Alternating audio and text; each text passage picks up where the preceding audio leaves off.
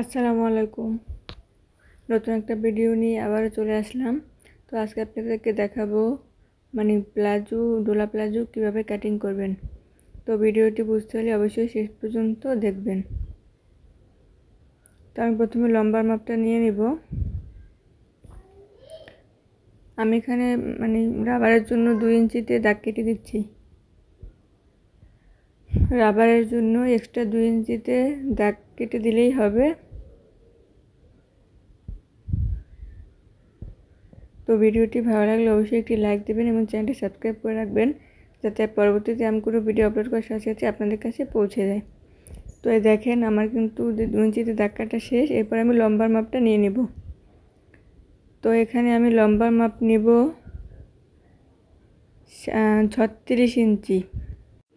36 ইঞ্চিতে একটা দাগ দিয়ে দিলাম। এরপরে সেলাইয়ের জন্য 1 ইঞ্চিতে একটা দাগ দিয়ে দিয়েছি। মোট এখানে 37 ইঞ্চি লম্বা আমি কাপড়টা নিয়েছি। আপনারা চাইলে কম বেশি নিতে পারেন, আপনার লম্বা অনুযায়ী মাপটা নেবেন। এবং সেলাইয়ের নিচে যদি চিকুন বর্ডার দেন তাহলে 1 ইঞ্চি নিলেই হবে, এবং চ্যাপটা বর্ডার দিলে বেশি নেবেন। আমি হিপের জন্য 14.5 ইঞ্চিতে দাগ কেটে দিলাম এবং এখান থেকে 1.5 ইঞ্চিতে দাগ কেটে দিলাম রাউন্ড শেপের জন্য। এখন এখানে একটা সোজা রেখা টেনে নেব।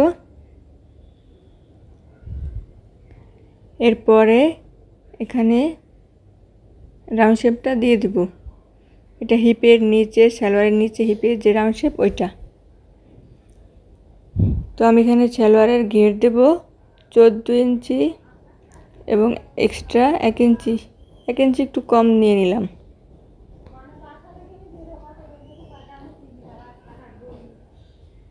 এই যে চিহ্ন দিয়ে এখন কিন্তু এখান থেকে রাউন্ড শেপটা দিয়ে দিলাম। এখন আমার নিচে এখান থেকে 1/2 ইঞ্চি একটু কম নিয়ে আমি এখানে একটু রাউন্ড শেপ দিয়ে দেব। তখন পুরো প্লাজোটা কেটে দেব।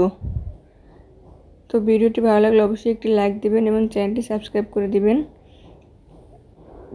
কাটা সম্পর্কে, সেলাই কাটা সম্পর্কে আর কি কিছু জানার থাকলে আপনারা কমেন্ট করে জানাতে পারেন, আমি আপনাদের কমেন্টে রিপ্লাই দিয়ে দিব।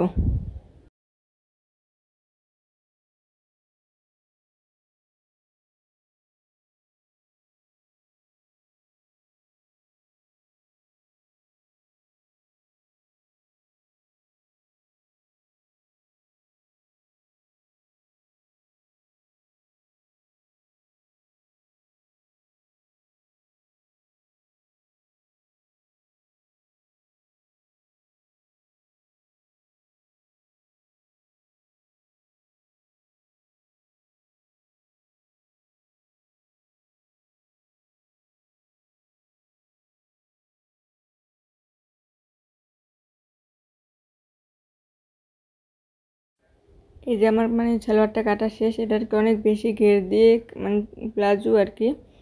তো ভিডিওটি ভালো লাগলে একটি লাইক দেবেন এবং চ্যানেলটি সাবস্ক্রাইব করে রাখবেন। সবাই ভালো থাকবেন। আল্লাহ হাফেজ।